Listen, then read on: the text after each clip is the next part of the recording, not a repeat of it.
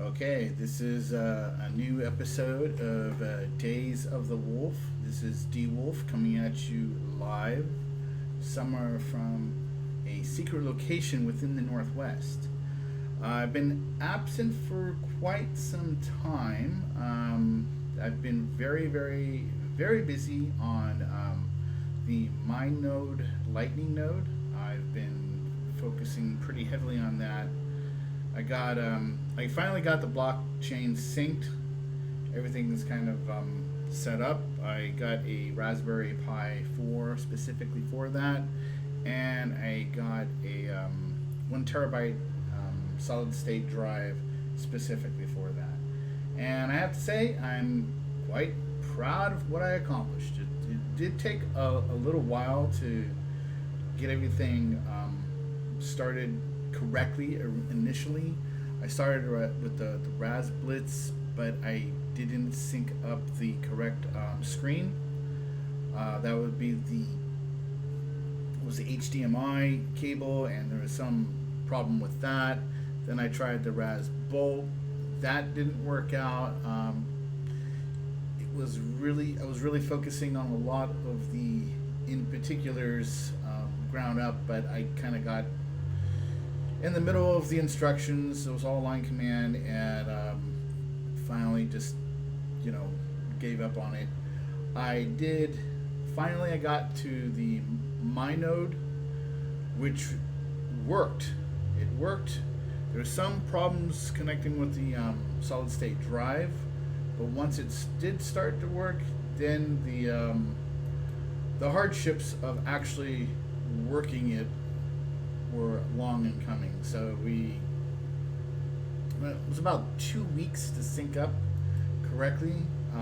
Once everything was synced up, then there was no more problems. So I'm proud to show this off, and I'm going to get to the screen to show it off.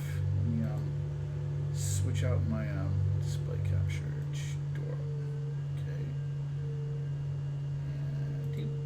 All right, this is the interface. Actually, it's quite nice. You have all the I have my core services right here. The Lightning is up and running. I got the Electrum server up and running.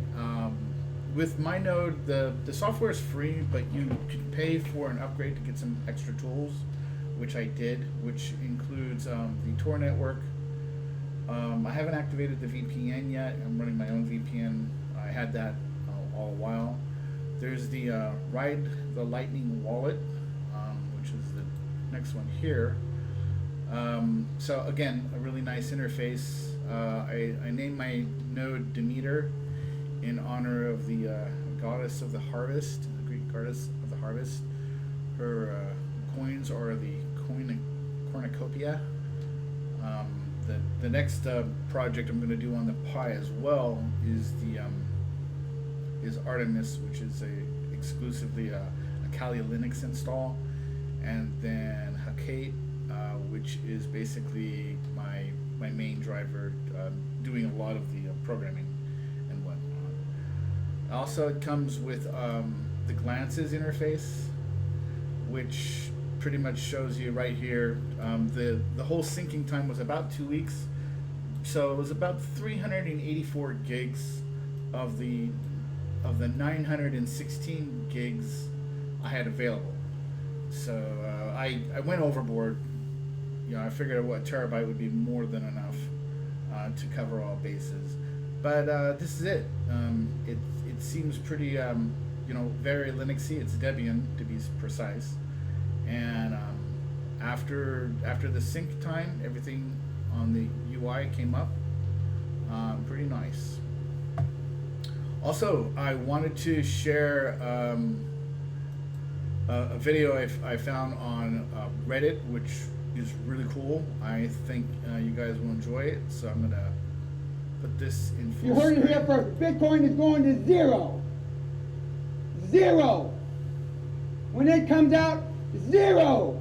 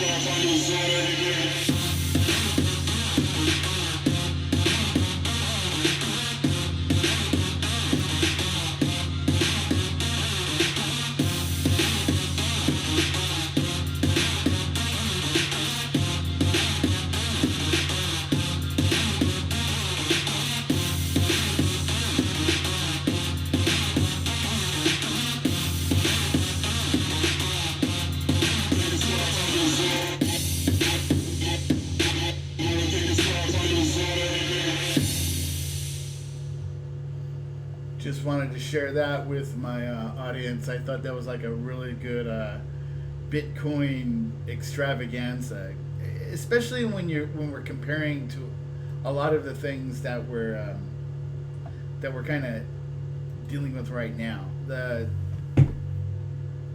way the economy is going, and the fact that the feds are printing out so much of this fiat currency, which is worth something initially. I mean, if you got your $1,200, great. If you've invested it in a cryptocurrency or something that at least hedges against inflation, even better, because that free money is not going to be for everybody. You know, some people aren't going to get it, and that's just kind of the way it goes with that. Which brings me to a very interesting point about staking. Now, not a lot of people in the industry know this, but if the Ethereum altcoin is going to version 2.0, and the interesting thing about Ethereum as opposed to Bitcoin is Ethereum has a staking and validating capability. First staking phase is phase 0, and it's a one-way transfer, meaning once someone commits, there's going to be I think a minimum of 32 Ethereum into a deposit contract on Ethereum. The ETH is locked into 2.0 until later phases are developed and deployed. So phase 1 will start introduce the sharding component. So a lot of people are asking me, it's like, well, you know, how much can you make for staking Ethereum?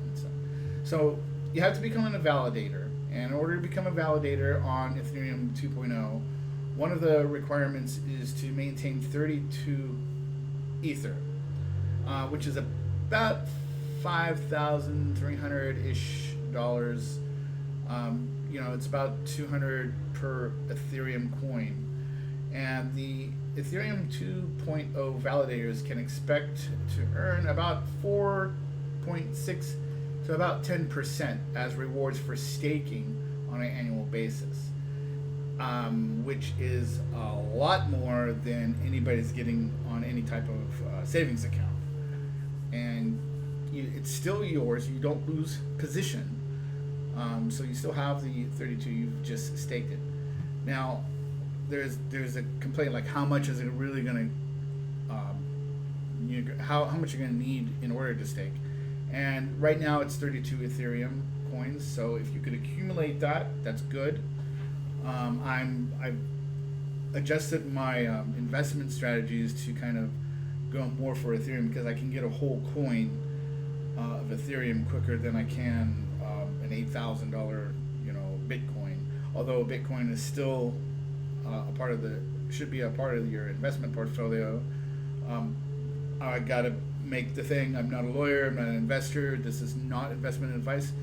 Everything I'm saying is my own personal understanding of it, and take it as you will. Do your own research, as we should. Can you stake Ethereum? A stake deposit or stake is held for a fixed term, typically 3, 6, 9, or 12 months, in an Ethereum staking wallet, which is synced to a smart contract.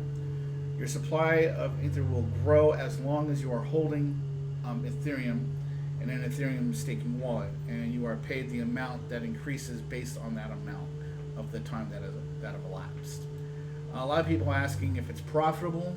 Staking is nearly as profitable as mining or trading of cryptocurrencies in general, and without risk, which is really nice. So all you have to do is stake, buy and hold those coins, and in order to get added to the mining pool, that's for profits. The actual profits you can make from staking will depend on how much you actually invest and for how long, as with any particular investment. Is it smart to buy Ethereum?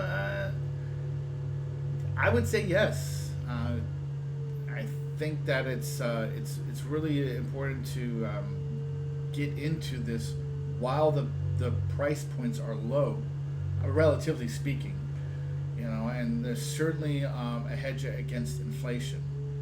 But there's a good way to, but there's no good way to create a smart contract on Bitcoin. That's the only problem. Ethereum is a great at using smart contracts. It's built for that. It's also being a payment system as well, but it does not have the brand awareness, the immutability of Bitcoin, which Bitcoin is very much a part of, which is why people that are getting involved with it should at least split up their investment to Bitcoin and Ethereum. Plus, for Bitcoin is it's capped at 21 million coins, where Ethereum is uncapped. But the programmability of Ethereum is what makes it valuable. There are a lot of other things I'm going to get involved with, but I'm going to keep this relatively short, under 15 minutes. But I want to thank everybody for watching, and may the 4th be with you. I had to get that pun out. And everybody have a great day. Take care. Stay away from the viruses, and I will talk to you later. This is D Wolf signing off.